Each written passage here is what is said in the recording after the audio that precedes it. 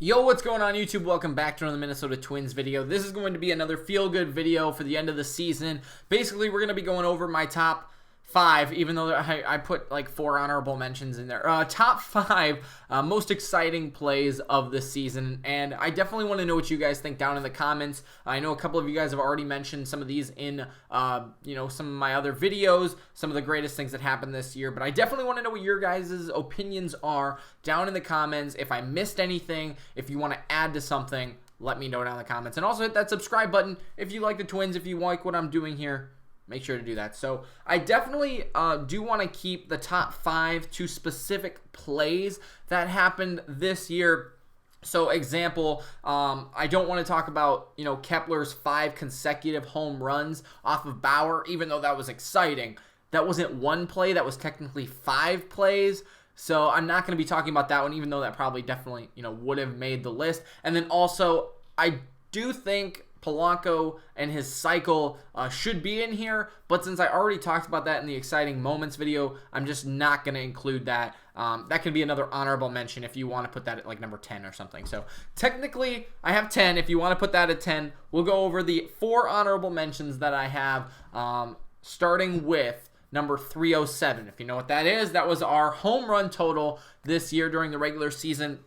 That home run was the reason we won the home run title. And the reason I put this in an honorable mentions is because, yes, this was important, but I think breaking the record is more important. That's why you'll see that in the top 5. I don't want to spoil it, but okay, I'll just give my opinion here. So I definitely think that 307 was a great home run, right? It was Castro that hit it. It broke a ton of records. It broke the home run record, which gave us the solo title, not the Yankees, which is great, but it gave us the title. It also set the record for most home runs by catchers in a season, Castro, Garver, Astudillo. So that was super cool. It was also his first home run in the month of September. There's a lot of cool stories around it. And I think that's definitely why it would make my list. I just think it's not as special as breaking the record, and that's why I'll get to that in a little bit. But I definitely would like to know your opinion, because I was going back and forth on this one in particular about should I put this one in the top 5 or keep it out. So do you guys think 307 was more important than 268? Let me know down in the comments. But that's the first honorable mention. Number 2 is going to be Nelson Cruz and his 400th home run, his 400th career home run. And the reason, again, I put this in the honorable mentions was it's got a story behind it, because he hit his first home run ever against the Twins in the Metrodome, and it's not his last home run, but he did hit his 400th career home run at Target Field, the last home game of the season, which was just super cool.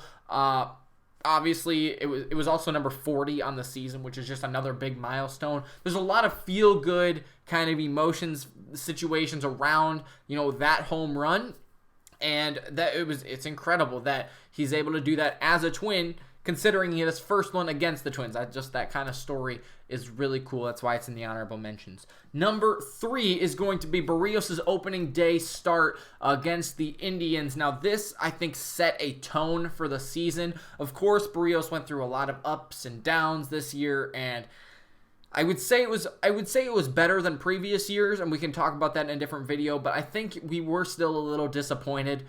Not all his fault, though. I will tell you that. A lot of it was the run support that he still didn't get. But the point being, that really set the tone for this season. He had a fantastic outing. I believe it was 7 1/3 innings, 7 2/3 innings. He struck out 10, only gave up 1 or 2 hits. I think it was a fantastic, start to the season, and that's what we needed, right? To get out front of the Indians and just push. I mean, that was the start of the year 6 months ago. That's absolutely crazy, but that was a defining moment in our season, and that's why I put it in the honorable mentions. Technically, because I guess it's not also one play, it's more of a game. So there you go. That's why it's in the honorable mentions. But then the last one, very similar to Berrios' opening day start, Smeltzer's debut. I put this in the honorable mentions as well because obviously his story is absolutely incredible, having cancer as a 9-year-old, battling that, beating it, coming back, pitching in the majors. You could also throw in Dobnik in there as well, being in single A, working himself up to the majors. Absolutely incredible stories from these guys. And they did well, right? They did well this season, and that's crazy. Smelter in particular, I put him on the list. In his debut, went 6 shutout innings, struck out 7. I wish I should have pulled it up, but he had a fantastic debut. I don't believe he allowed any runs. He didn't get the win because it was a very close game, and I think we allowed them to tie it up or something. So he didn't get the win in his first start, but he pitched great, and that's why, again, in the honorable mention. So here we go, the top 5 now. You already kind of got a preview at number 5. It's number 268, home run number 268. And again, the reason I put this one in the top 5 is because this is the home run that broke baseball. This is the home run that broke the record, and that is why I put it in the top 5. Because 307, yes, it was significant. Don't get me wrong, but the record was already broken at that point. We were just battling the Yankees to see who was going to win the already broken record, right?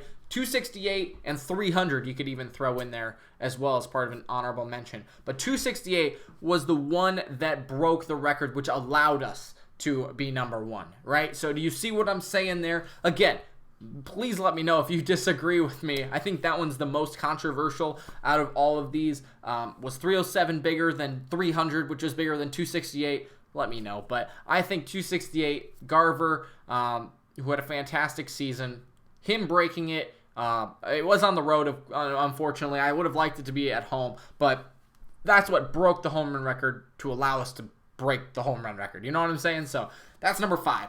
This is where we start to get into the really good ones. Honestly, I think the top 3 you could put in any order, but number 4 is going to be, maybe you can guess it, A-Ray Andrianza.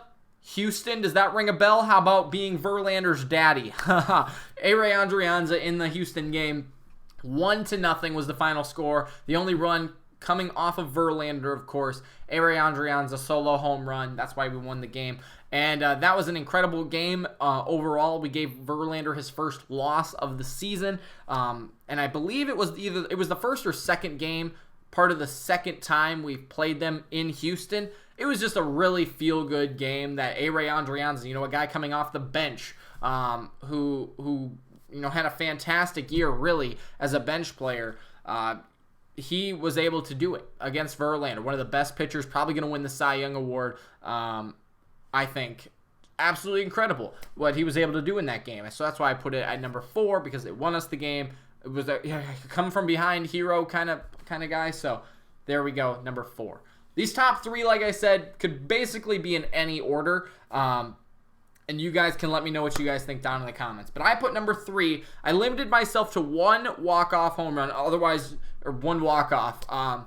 For this entire, thing. You could throw all the walk-offs in the honorable mentions if you really wanted to. But the 1 walk-off I picked was the walk-off home run, Miguel Sano versus the Braves. This was absolutely crazy because, of course, we won the game by a walk-off. But Miguel Sano, of all people, who really struggled at the beginning of the season, was really good at the end here. I mean, that was just a really good game in general, coming from behind, walking him off with a home run. What do I even need to explain it anymore? A walk-off home run is incredible. Okay, that's why it's number 3.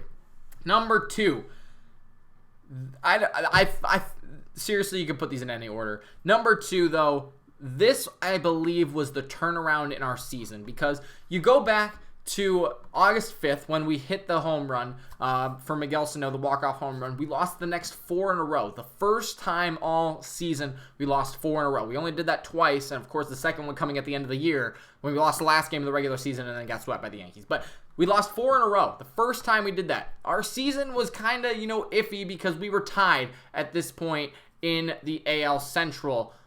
It wasn't looking great for us. And then we play 500 baseball, blah, blah, blah. We struggle a little bit. August 13th, a Tuesday against Milwaukee.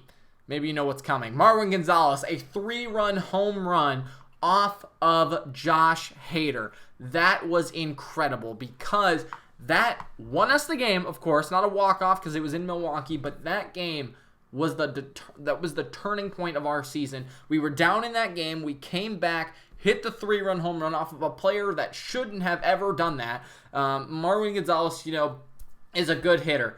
Not really a home run hitter, more of a line drive kind of hitter. And then Josh Hader, of course, a player that should never give up any home runs.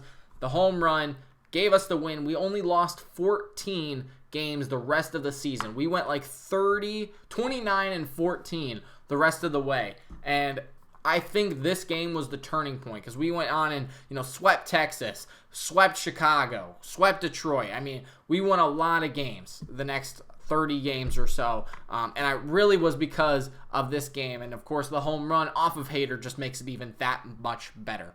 Now, number one. Maybe you guys know it. I haven't said it, which you're like, how maybe? I don't know. Let's just get right into it. Eddie Rosario throwing out Devers at home plate to end the game against Boston. An incredible game again. We won the game 2-1. Just an incredible throw. It looked like the game was at least going to be tied. I mean, the ball off of the bat of Martinez looked like it was gone, and somehow Eddie Rosario comes up firing, throws him out at the plate. We win the game. And again, that's just part of what this team was at the end of the year. We just won close games and we fought hard. And that is just a perfect example of it. One of the best throws you'll see all year, maybe in all of baseball this year. Incredible what Rosario did right there. Of course, that won us the game, literally. And that's why I put it as number one. Because if you're going to talk about this season, that's got to be number one, right? I mean, of course, walk-off home runs are great. But throwing a player out at the plate from the wall in Boston, that's just special, right? That's just special. So that's number one. Again, let me know what you guys think. I think this was just a fun video to make. I want to know what your guys' top fives are, honorable mentions, all of it down in the comments below. Thanks so much for watching, though, guys. I really hope you did enjoy it. Make sure to leave a like, subscribe, and we'll see you next time.